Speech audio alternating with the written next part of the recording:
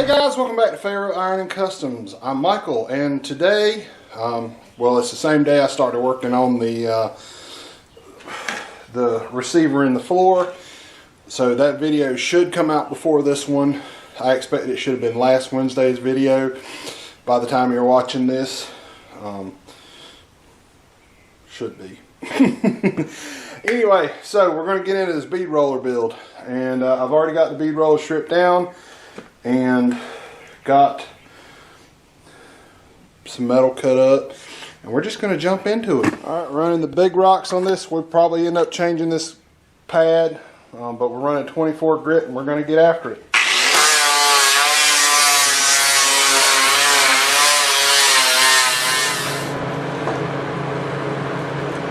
Okay guys, I got this thing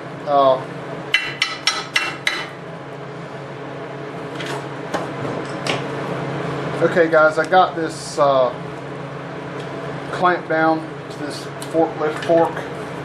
It's probably the flattest thing I have in the shop. I've left myself enough room. Can you see my finger? You cannot. I've left myself enough room to get to the bolts.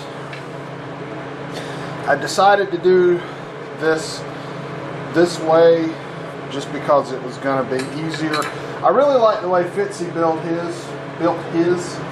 I do not have the amount of time to put in it that I think he put in his. I'll need to get this done so we can get on to the next thing. So, like I said, this is on the outside, opposite of where the rollers are at. And we're just going to tack this for right this minute. And I probably need a welding helmet. Get a welding helmet will be very smart.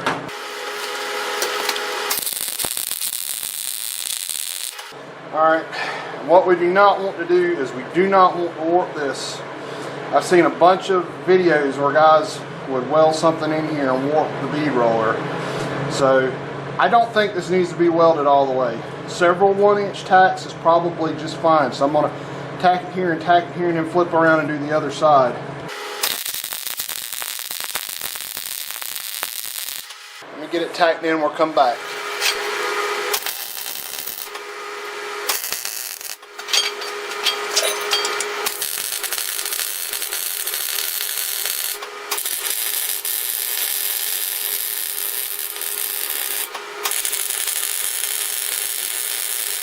Okay guys, I've welded this. I'll show y'all in a minute how much actually, let's go ahead and show you. Guys, you can see about how I've stitched this inside out. I welded it across the front, just a little weld because it's kind of thin metal. It's only 1/8. I welded all the way. I want to come back and weld down here. I want to weld inside here, and I want to flip it over and weld across here and on the back side of that. So I'm hoping that when we turn it loose, nothing's going to be warped, but I'm going to let it sit there until it becomes, you know, room temperature. Alright guys, for the next part of this, I think I've mentioned already disassembled the winch, and all this is a, I think that I got this off of Amazon. It's just a Vevor 2,000 pound ATV winch, and it comes assembled with a bracket that holds the drum on, and the drum has the wire rope and yada yada yada. So there's 2 bolts. Take those 2 bolts out, it comes apart. You have to kind of wiggle it or you actually have to, what you have to do is, the drum is engaged by a clutch, and when you get ready to take it apart, you have to pull the clutch out, and it's got a little catch that catches, and you can get it all apart.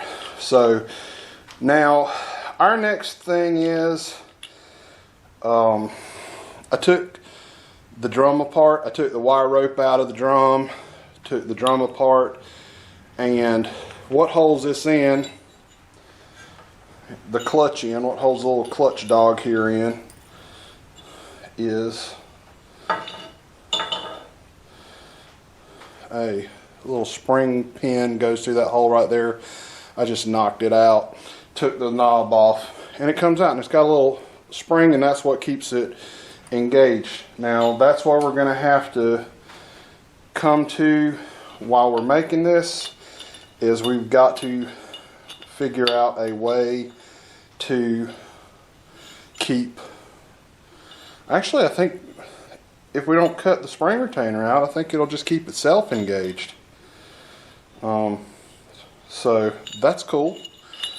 The couple of videos I've watched, I don't remember they went in heavily about how they did this.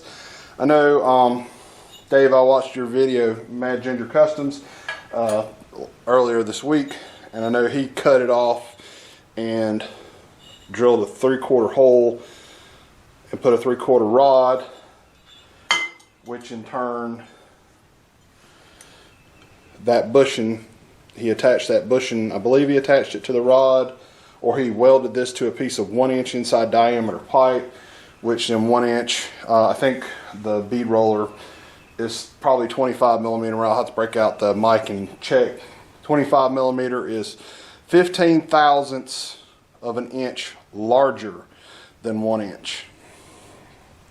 So, but I will leave a link to his description, to his video if you're interested in the way he set his up. The way I'm going to set mine up is the way Bitsy did his. I bought a 1 inch coupler, and I'm going to chuck this up in the lathe and turn it down to where that 1 inch coupler fits it. That's the reason why we had to get that lathe finished. And I may have to do some tightening on that. So let's jump on it. I'm gonna let this other cool for a while, and we're gonna get after this. Okay guys, I'm gonna start trying to part this off about an inch from the end. I've had to really work with the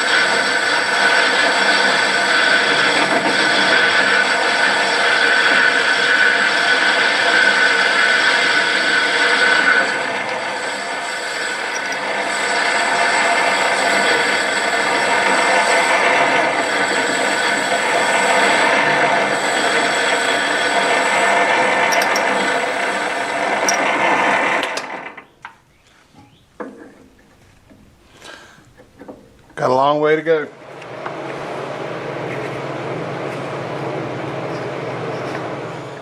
Alright guys, I think I'm almost to a stopping point for the day. Really the only thing left I could possibly do is go ahead and cut this bracket out and start making the mount to mount the motor.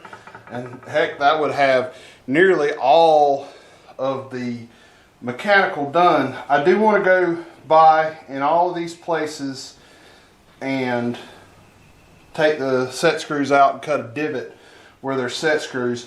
The bottom one, I want it to be able to slide a little bit. And the reason why, I want to set a set screw in one spot and then be able to set it with it tight. And the reason why is so that that nylon or not nylon, but neoprene wheel for the tipping die, so we can push it out a little further and have a little more purchase on that actual wheel, if that makes any sense, and we'll have to show you that later. So far as this clutch goes, what I did was, it has the spring, y'all see what I'm doing? Has the spring, it goes together like this, and I was thinking, oh yeah, I just got to cut that off and, you know, thread this and put some. Of course, if you put a bolt against this, you're not going to create any pressure.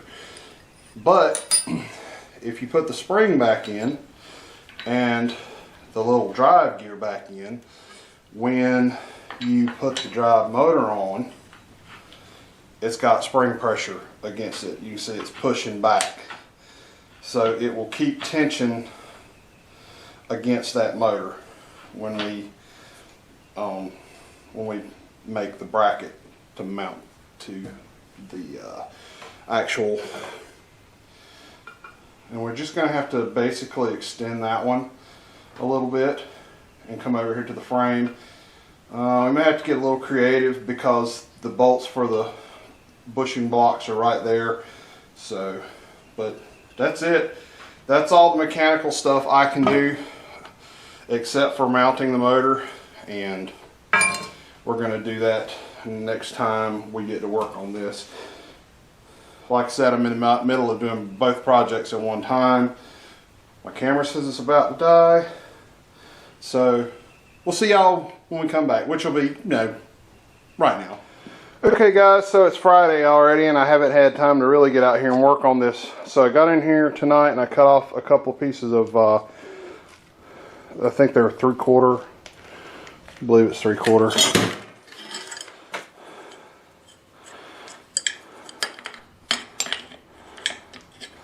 Let's see, I can't read that. Yeah, 3/4 is what it is. So this is just some 3/4 inch square tubing, and I made another piece out of 3/4 down here that the electronics box is going to hang on. I actually got this 12 by 12 from Lowe's. It's going to be way too big. I'm going to go back and get the smaller one.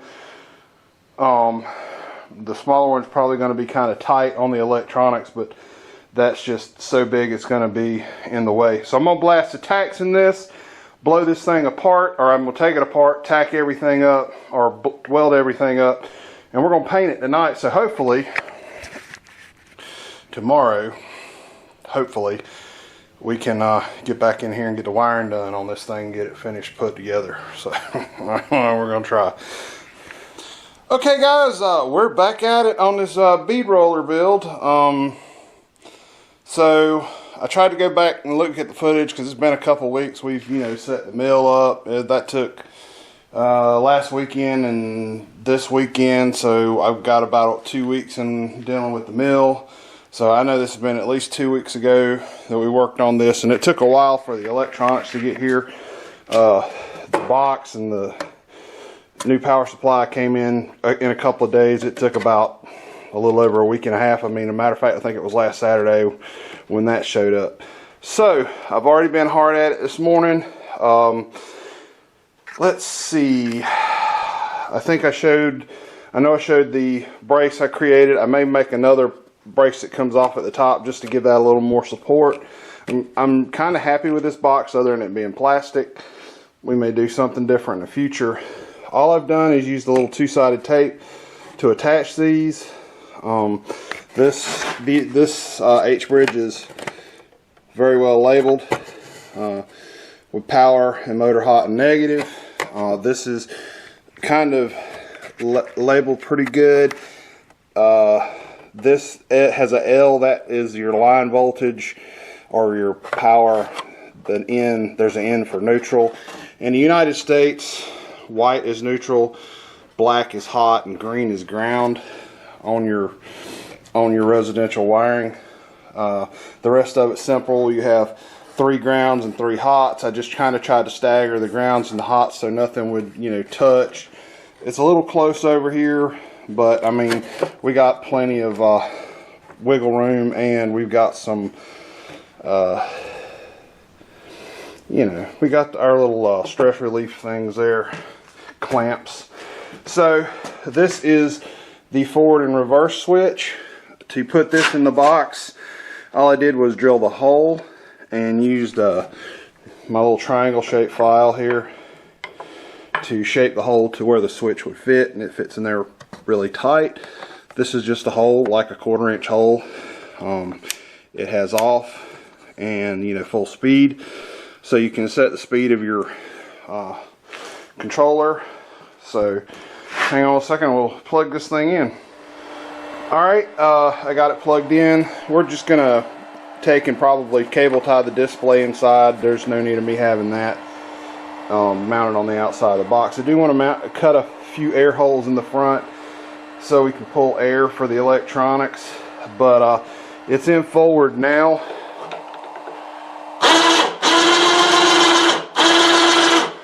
And like I said, all you got to do is hit the reverse. I think Dave said it takes a second for it to switch over. So I went ahead and switched over, and like I said, you can turn it down with the knob. So let me get this thing set up in the ground, and we'll find a piece of steel to mess up. Okay guys, so I just grabbed a piece of I got step dies in here. I do not have I cannot find my bolts right now, so that's got to be found. Wait a minute.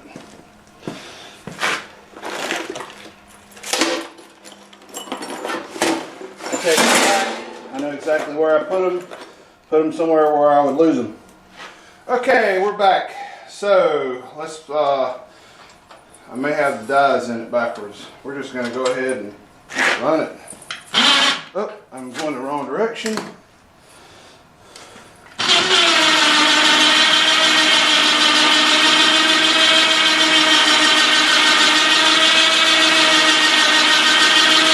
Oh, too close to the edge. You can slow it down a little bit.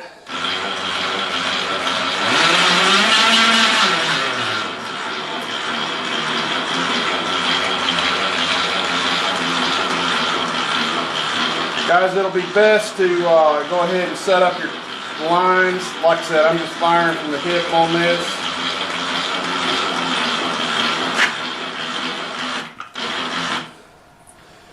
Alright. So that has zero problems with that at all. Not that we thought it would. I do want to do the mod where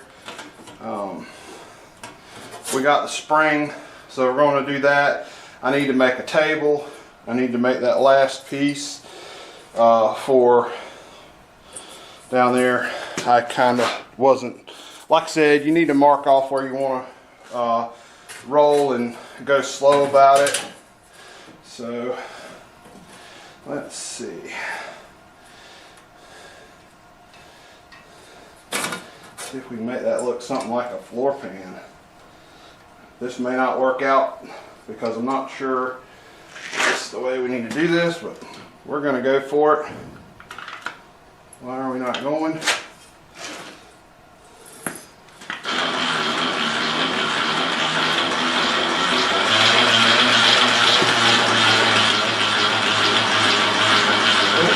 too close to the edge. Yeah, this is definitely going to take some practice on my part before I'm able to do this proficiently. Yeah. And I think something I want to do is I may want to get it a little higher.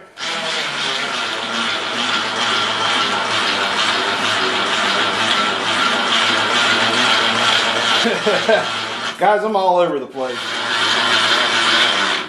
Alright, guys, I'm doing nothing but screwing that up. But, you know, like I said, it's just one of the things you got to play with it. I'm probably too close to the corner, and I'm going off of just a firing from the hip. But it is definitely capable. I just need to slow down and, you know, get some time in with it. Okay guys, I'm going to try something. I saw this on Casey's Customs a few episodes ago that he did on his show. So say you're doing an install on a turbo, and you order one of those kits that has all the bits and pieces to it, and you have to cut the pipes down. Well, for your compressor side, you have to have a little lip to keep it from blowing the turbo hoses off. So this is a piece of exhaust pipe, so I'm not sure how well this is going to work. He was using the aluminum pipe that came with the kit. So anyway, let's see. Turn it up a little bit.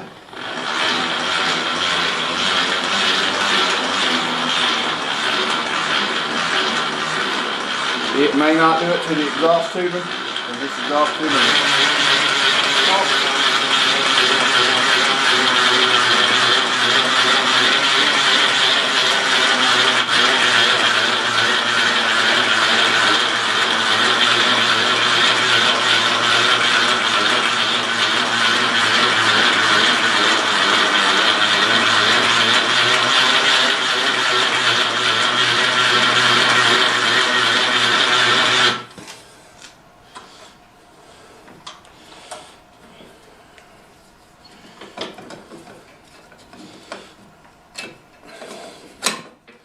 Alright, there you go. Instant turbo compressor boost side flange to keep your turbo hoses from blowing off. So, I thought that was pretty cool. I wanted to share that with y'all. Glad it did it in that exhaust pipe.